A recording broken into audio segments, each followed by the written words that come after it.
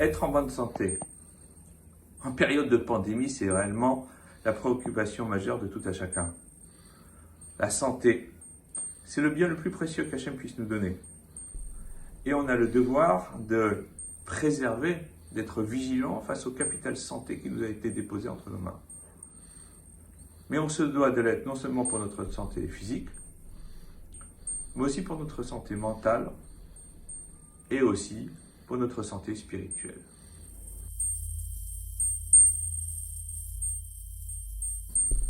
Cette semaine, nous allons lire Tazria Metzora, qui fait référence à des fautes qui induisent naturellement des affections physiques. Mais ce sont des fautes morales, des fautes spirituelles. Et la première d'entre elles, c'est le lashon hara, la médisance. Contrairement à ce que beaucoup peuvent penser, la médisance, ce n'est pas le mensonge.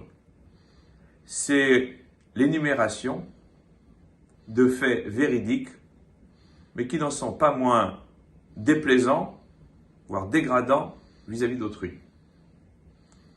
On met en exergue le fait que tout à chacun puisse avoir des défauts. Et le fait d'en parler à son prochain crée une conjonction du mal. Il y a celui qui parle, il y a peut-être encore pire encore celui qui écoute. Car on ne peut pas tenir des propos malsains si on n'a pas une oreille complaisante pour les écouter et pour s'en régaler. Alors la Torah nous met en garde face à cela. Rabbi Abraham Saba, le Tzeror Amor, nous dit que le lashon hara est une maladie de l'âme. Et comme toute maladie, on ne prête attention qu'aux mots les plus graves. Lorsque quelqu'un a un petit bobo, il n'y prête pas garde. Mais quelquefois, le petit bobo peut s'avérer sournois et voire plus dangereux, avoir des conséquences plus dramatiques à Dieu ne plaise, qu'un mal qui nous paraîtrait plus important. Il en va de même pour les maladies spirituelles.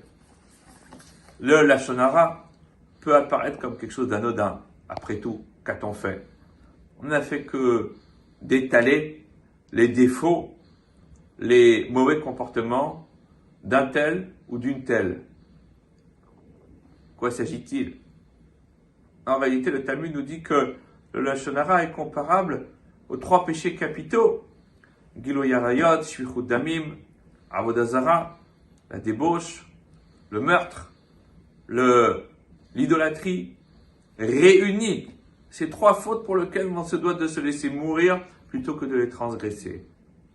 Et pourtant, le lashon hara, c'est tellement délicat, voire quelquefois agréable à prononcer, à écouter. On ne s'en rend pas compte. C'est la raison qui a fait que le Chafetz Chaim a composé un ouvrage consacré uniquement aux règles de ce qu'il est permis de dire ou de ne pas dire.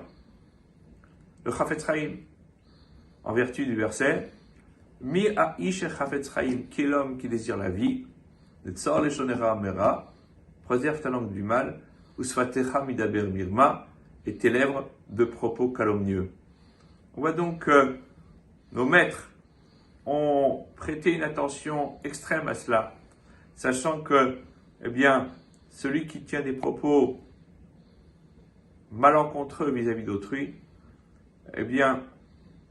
lui porte un préjudice quelquefois incalculable, et j'ose dire quasiment irréparable. Quand on a fait tomber quelqu'un, qu'on l'a fait trébucher physiquement, on paye les soins médicaux, on paye le chômage, on peut réparer. Mais lorsque l'on a dit du mal d'autrui, comment réparer? D'abord, il faut aller voir autrui, lui demander pardon. Ça demande une certaine dose de courage, voire même d'inconscience, parce que on ne sait pas comment va réagir la personne qui a été concernée. Et puis après, une fois que le bruit s'est répandu, que la rumeur s'est étendue, comment réparer le mal qui a été causé? C'est là toute la difficulté de ces mots incalculables qui s'appellent le lashon hara et dont la sanction tombe posée par la Torah, le Metzora, le lépreux, une lèpre spirituelle, et De la même manière que cette personne a provoqué de la dissension, de la désunion au sein du peuple juif, eh bien, la manière pour lui de